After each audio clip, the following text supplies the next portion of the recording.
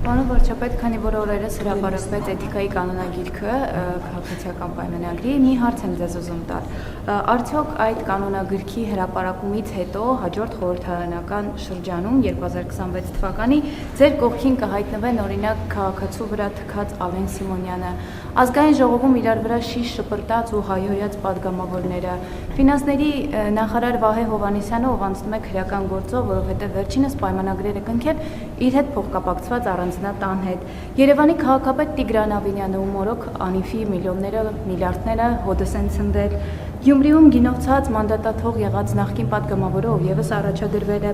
Արփի Դավոյանը, ով օրինակ նախկին դեպքերով անցնում է քրեական գործով, ԱԺ-ում լեզու եւ ականջ կտրող Արթուր Հովհաննիսյանը, Ժաննա Անդրեասյանը ու մորոք համալսարաններում կոռուպցիոն սխեմաներ են տիրում։ Նրանք գալու են ձեր հետ հաջորդ խորհրդարան։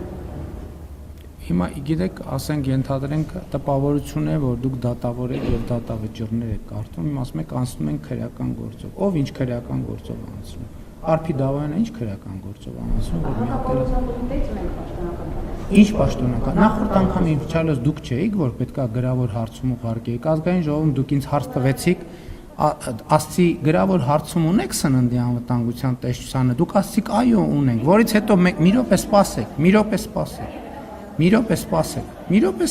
ձեր հարցին պատասխանեմ։ Ես ձեզ հարցրի ունեք արդյոք գրավոր հարցում, դա տեսախցիկների առաջ է, չէ՞ եղել, հրապարակվել, ասցիք այո, ասցի շատ լավ, մենք կգնանք գրավոր հարցումը կվերցնենք եւ ձեզ կպատասխանենք։ Մենք եկանք եւ պարզվեց, որ գրավոր հարցում դուք չունեք։ Ես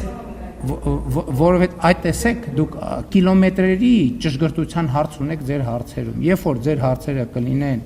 այնքան ճշգրիտ, ինչպիսի ճշգրտություն դուք ակնկալում եք ուրիշներին, այդ ձեր հարցերին այդ ճշգրտությամբ կպատասխանեմ։ Ես ուզում եմ ասել, ձեր հարցը ինքնին,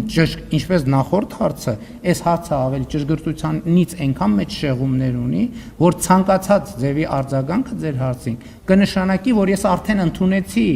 ձեր բարձրաձայնած բովանդակությանը։ Հետևաբար, քանի որ ձեր բարձրաձայնած բովանդակությանը ճշգրտության ահավոր մեծ շեղում ունի, ես ձեր հարցին չեմ պատասխանի։ Իսկ Հայաստանի Հանրապետության հերթական խորհրդարանական ընտրություններում քաղաքացիական պայմանագիր կուսակցության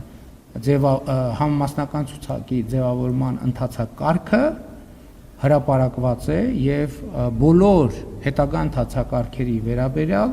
կտրվի լրացուցիչ տեղեկատվություն։ Ինչ վերաբերվում է մնացած հնարավոր բարեվարկության խնդիրներին, այդ մարտահրավերներ եւ խնդիրների հետ առերեսվել ենք եւ ինչպես երեք ազգային ժողովում առիթ ունեցա ասելու,